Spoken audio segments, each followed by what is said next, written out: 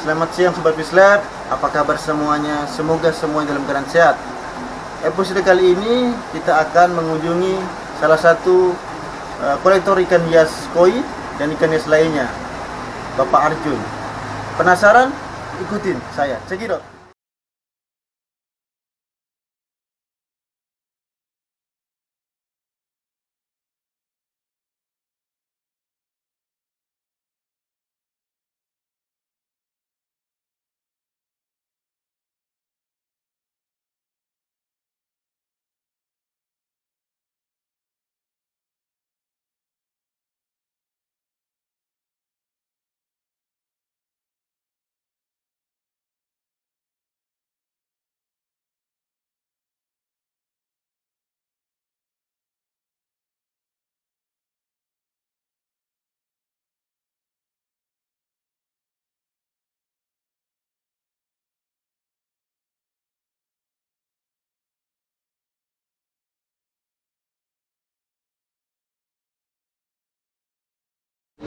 Selamat siang Sobat Fishlab, di depan saya ada Bapak Arjun. Bagaimana kabar Bapak Arjun? Alhamdulillah sehat. Ia adalah salah satu kolektor ikan di Kota Lombok Kesinta ini. Seperti kita bersama, Pak Arjun merupakan penghobi ikan. Ikan apa saja yang ada di sini Pak Arjun? Awalnya ikan koi. Ikan koi itu udah bermain dari 2012. Tahun 2012 sudah berbentuk. Nah, di perjalanan itu hobi itu mulai berkembang ke koki, tapi kokinya itu jenis randa panda, koki panda dengan trikala. Itu lebih fokus ke situ. Kalau koki, kemudian yang terakhir tahun kemarin itu udah mulai bermain di ikan lohan. Untuk jenis ikan koi Pak Arjun, apa saja yang ada di sini? Kalau jenis ikan koi hampir komplit ya kalau untuk saya. Dari kohaku, sanke, kemudian soa, siro, ada lagi beko, sagoi, asagi, banyak sekali. Banyak sekali. Itu lengkap semua. Banyak sekali ikan Jenisnya, karena saya dasarnya penghobi, ya. makanya saya ingin semua jenis ikan koi itu ada di sana. Informasinya nih Pak, saya dapat dengar dari teman-teman juga ini, Pak Arjun sudah bisa breeding ikan koi sendiri ya? Alhamdulillah, untuk pemula bagi saya itu untuk breeding, tapi alhamdulillah untuk yang sekarang udah berhasil. Tinggal fokusnya itu untuk pembesaran saja. Nah, kemudian kendalanya itu kalau kayak kita dalam hal breeding untuk koi dengan lokasi seadanya dalam kota memang banyak kendala. Dimana mana kan kita hobi itu dasarnya hobi, kemudian kita punya indukan-indukan juga yang bagus untuk di breeding. Makanya saya coba, alhamdulillah kemarin itu berhasil. Dalam pemeliharaan ikan koi Pak, apa yang menjadi perhatian agar ikan yang kita pelihara ini tidak mengalami sakit atau kematian massal? Kalau untuk pemeliharaan sih tergantung ya. Kalau contoh, kalau untuk koi-koi yang koi-koi besar sih itu masalah air. Itu pemeliharaan itu perawatan itu masalah air. Kemudian tergantung dari filter juga. Filter itu mempengaruhi kesehatan ikan. Filter kolam. Karena beda dengan kalau kita pelihara koi itu di outdoor, itu di kolam semen dengan di kolam sawah itu kan agak beda. Makanya kalau untuk kolam semen itu penting sekali untuk filter. Filter itu penting. Karena disitulah kita menjaga perawatan ikan itu lebih bagus. Kemudian masalah air juga bisa kita kontrol. Tentang kesehatan ikan juga bisa dilihat bagus kalau untuk kolam filter. Jadi untuk kita menjaga untuk koi-koi kesayangan itu, perhatikan itu di bagian filternya. Filter itu penting. Itu juga bisa. Jadi air dan filter merupakan kunci untuk sebagai agar ikan tidak mengalami sakit. Iya. Itu dulu. Poin pentingnya itu. Untuk hari kedepannya Pak Arjun, kira-kira apa yang dilakukan ini Pak Arjun ini terkait kan sudah bisa memberikan.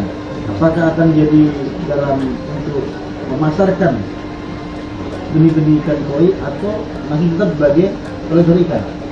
Nah, jadi gini, saya kan dasarnya kan hobi, Ya. dasarnya itu hobi. Jadi ketika saya melihat ikan-ikan saya itu ternyata udah banyak yang siap untuk di breeding. Saya tertantangnya di situ karena kalau memang breeding itu yang sebenarnya itu sebelum kita breeding itu kan harusnya kan fasilitasnya semua itu sudah disiapkan. Cuma karena saya tertantang, makanya saya coba. Alhamdulillah berhasil. Nah, berhasilnya itu sekarang kan yang tantangan itu kan dari menjaga larva itu menjadi buaya, itu yang tantangan yang paling menantang bagi saya untuk menjaga larva menjadi buaya. Karena itu kan spontanitas kemarin breedingnya. Itu ternyata setelah jadi saya kebingungan di pakan larva. Pakan larva itu banyak sih yang bermain di pakan-pakan yang organik. Cuma saya lebih kurang cocok untuk saya kalau organik karena kita belum tahu kapasitasnya, pakannya berapa takaran dengan larvanya berapa begitu, sehingga takutnya itu nanti ada kejadian mati massal itu. Jadi saya lebih cenderung malah ke pakan yang alami. Nah, ketika kita fokus ke pakan alami untuk larva, disitulah kita bingung. Kendalanya kalau di tempat kita di Luwuk ini kan belum ada yang menyediakan pakan alami. Ada juga yang menyediakan tapi biayanya sangat mahal. Iya. Biayanya sangat mahal. Jadi kalau kita untuk pakan alami itu agak susah sih. Makanya ketika breeding ini berhasil, untuk selanjutnya itu sudah ada kesimpulan awal lah bahwa breeding itu sebelum breeding harus ada lagi yang beberapa hal yang harus kita persiapkan sebelum breeding.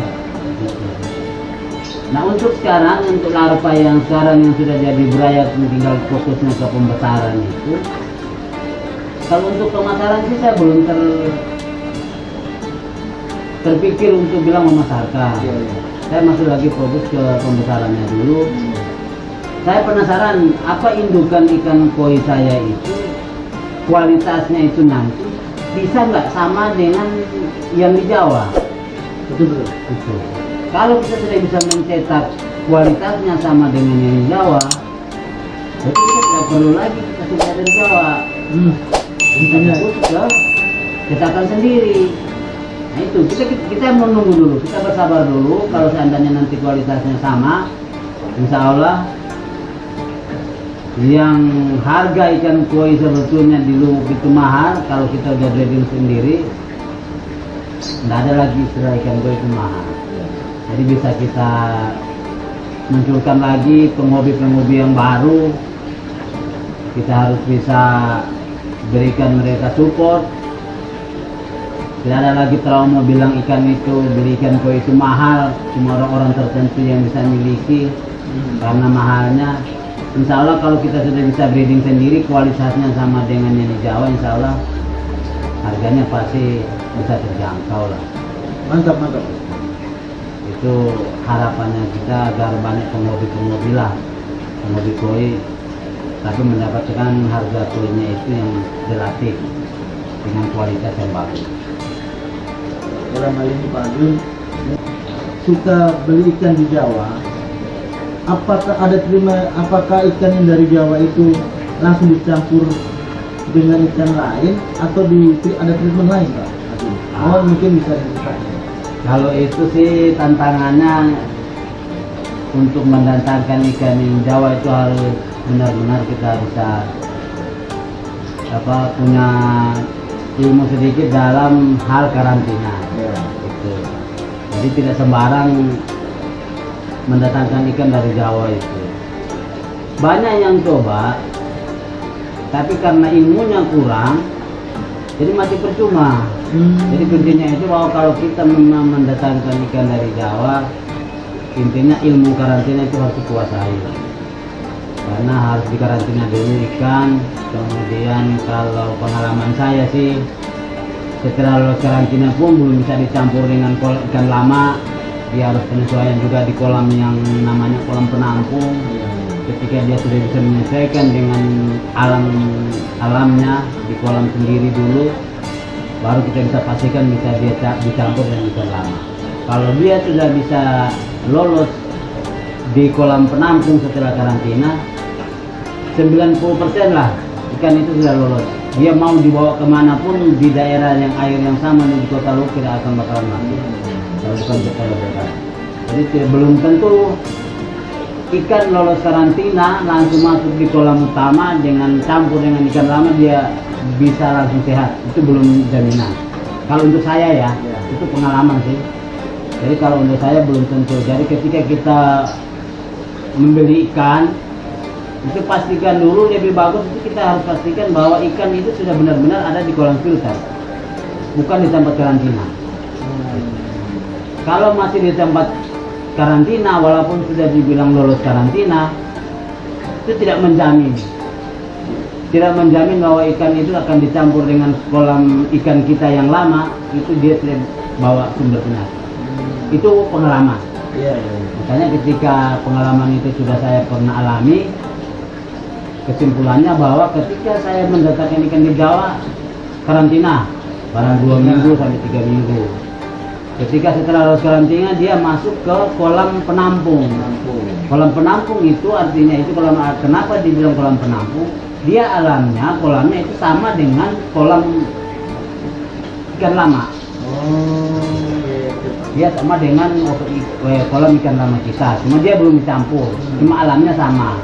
Jadi ketika dia ada di kolam penampung, kalau ada ikan yang sakit, dia langsung ketahuan. Oh mana sih ikan yang membawakan sumber penyakit ketika nanti dia dibawa ke kolam utama. Jadi itulah yang langsung diangkat lagi, masuk ke karantina. Itu ketahuan bahwa ikan yang membawa penyakit. Yang lainnya berarti dia sudah lolos.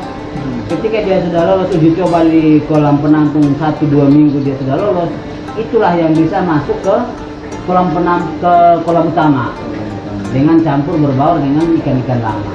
Itu insya Allah kalau dengan adanya kolam penampung, dia setelah lolos di kolam penampung dicampur dengan ikan lama, itu pengalaman saya tidak ada yang mati lagi. Jadi ingat guys, kalau beli ikan jangan campur langsung, tapi usahakan di karantina 2 minggu, setelah itu di kolam penampungan. Setelah itu juga ikan itu ada yang sehat, tidak sehat. Yang ikan tidak sehat itu dikembalikan lagi ke kolam karantina. Setelah itu, setelah 2 minggu lagi dicampur dengan ikan yang lama. Mungkin itu yang sebenarnya nggak ada rahasia sih, cuma memang itulah alurnya untuk intinya bawa karantina lah. Kita beli ikan dari Jawa itu seperti itu. Saya sangat berterima kasih kepada Pak Agung yang telah membagi cerita, membagi ilmu, membagi pengalaman bersama sobat-sobat Kislab Channel Senusantara sekota Luwu tercinta. Tetapi batasan waktu kita di sini, kita berterima kasih kepada Pak Agung atas kesediaan waktunya. Insya Allah dengan adanya obrolan ini makin banyak lagi penghobi-penghobi baru,